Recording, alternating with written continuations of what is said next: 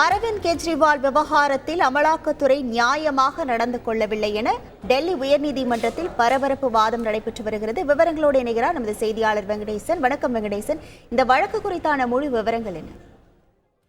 வணக்கம். டெல்லி மதுபான கொள்கை ஊழல் வழக்கில் தனது கைதுக்கும் தனது அமலாக்கத்துறை காவல் விதிக்கப்பட்டதற்கும் எதிராக முதல்வர் கெஜ்ரிவாலின் மனுவை டெல்லி உயர்நீதிமன்ற நீதிபதி ஸ்வர்ணகாந்தா சர்மா விசாரித்து வருகிறார்.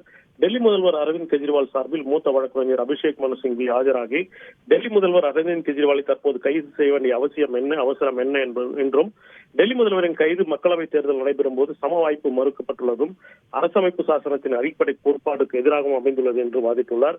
கைதுக்கு அடிப்படையாக தேவைப்படும் முறையான புலன் விசாரணை, வாக்குமூலம், ஆதாரங்கள் ஆகியவற்றை இல்லாமல் டெல்லி முதல்வர் அரவிந்த் கெஜ்ரிவாலை அமலாக்கத்துறை கைது செய்துள்ளது அமலாக்கத்துறை சம்மனுக்கு ஆஜராகாதால் கைது செய்யப்பட்டார் என்பதை ஏற்றுக்கொள்ள முடியாது என்றும், அரவிந்த் கெஜ்ரிவாலை கைது செய்வதற்கு முன் அவர் வெளிநாட்டுக்கு தப்பிச் செல்லக்கூடிய நபரா என்பதை ஆராய அமலாக்கத்துறை மறுத்துவிட்டது.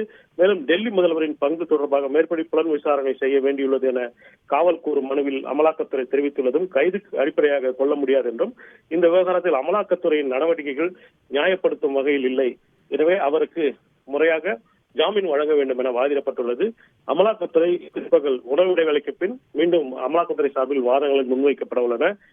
இருதரப்பு வாதங்களை ஏற்று இன்று இந்த ஜாமீன் மனு மீதான தீர்ப்பு தேதி குறிப்பிடாமல் ஒத்திவைக்கப்படும் என எதிர்பார்க்கப்படுகிறது. அவ்வாறு ஒத்திவைக்கப்படும் போது டெல்லி முதல்வர் அரவிந்த் கெஜ்ரிவாலுக்கு ஜாமீன் வழங்கப்படுமா என்ற ஒரு எதிர்பார்ப்பும் தற்போது டெல்லி உயர்நீதிமன்றத்தின் விசாரணை வாயிலாக ஏற்பட்டுள்ளது.